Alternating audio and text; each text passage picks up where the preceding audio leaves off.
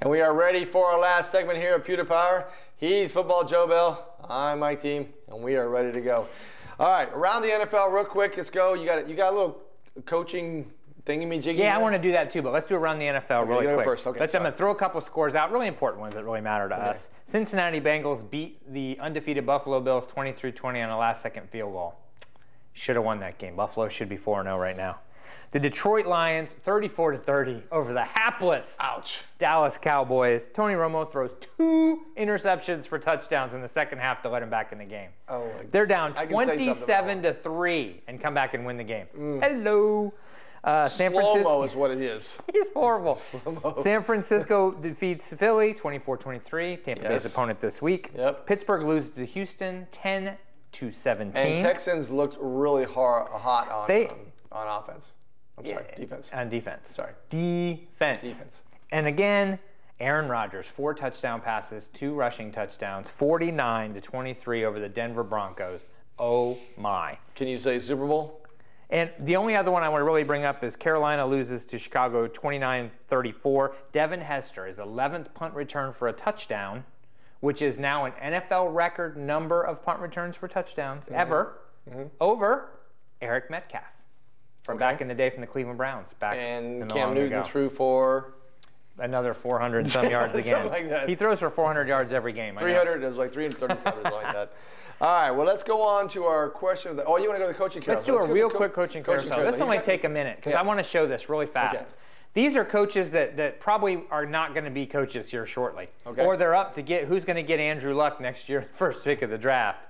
Minnesota Vikings, Leslie Frazier, he's probably got another year, but he's 0-4.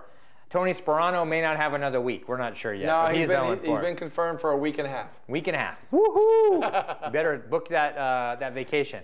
0-4, St. Louis Rams, horrible. Steve Spagnuolo should be gone. Yep. Todd Haley of Kansas City, he's only 1-3. He's going to be out of there too because they are not going to take a losing team. Right. So we got that out there real quick. I wanted everybody to see that. Andrew Luck will be the first pick of the draft. He's having a great year again this year as a quarterback. I think 2 of those teams play each other at the end of the season, and that will be the Luck Bowl. It could be the Luck Bowl. Whoever loses that game, you may see them fall down and go, exactly. I didn't mean to do that. I don't know. You know how they fake injuries. They're going to be faking them like crazy during that. That's right.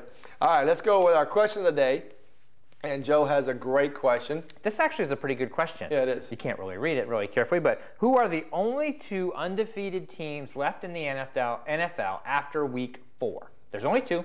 Relatively easy to look up. Yep. Okay. Both in the same division. And we did have a winner last week, right? Yes, we did. Jerry Schleybaugh from Schleybaugh Security and Sound. That's right. He actually had the right answer. Because I didn't specify my question clearly. You did. That's right. I want to make sure. Jerry was right. Yeah, he was right because I was going to say it was the Indianapolis Colts, but I meant what was the last Monday night home game. I didn't say home game. I said last Monday night game, which was the Carolina Panthers 3 years ago, which we lost.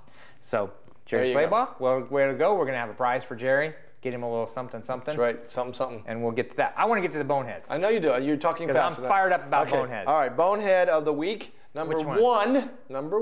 Throw one up there and we'll talk about them both.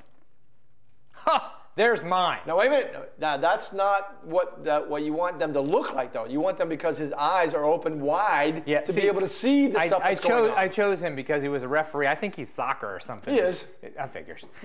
But he's got his eyes open. He's probably looking at all the plays and actually calls correct penalties. That was the worst officiated game I've ever seen in the NFL. And everybody agreed. Wait. Now, you said this, I think it was 3 weeks ago. I thought 3 weeks ago. It's getting worse, everybody. My God, we could be referees and see better than that. He would call the play wrong.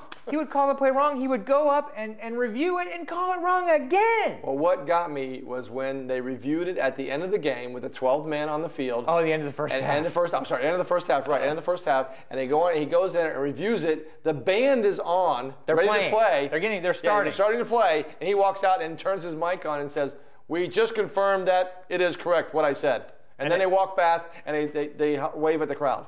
And there was some really rough verbiage coming from the crowd as they walked off the field. It almost made me nervous for him because it was pretty ugly.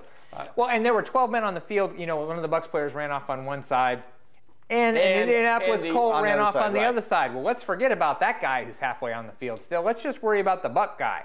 Yeah, that side judge on the other side wasn't. It should have been offsetting penalties and re-kick. Exactly. Exactly what should have happened. Should have ended the play before the last second went off the clock. They should have re-kicked, so they took 3 points off the board. That torched me at halftime. I know you're torched. I was mad. You were torched. Okay, the other. I have one here is Green Bay Packers suspended Green Bay Packers defensive lineman Johnny Jolly. He was jailed Monday after his third drug arrest in 3 years.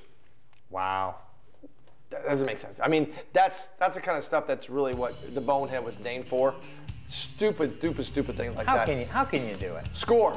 24-14 Tampa Bay over the San Francisco 49ers. 21-20. Wow. You're going to have a great game next weekend. I am. So from Mike and Joe, and Mike and Joe in the morning, now on Fox Sports Radio 104.3 from 7 to 9 every morning. Have a great week and go Bucks.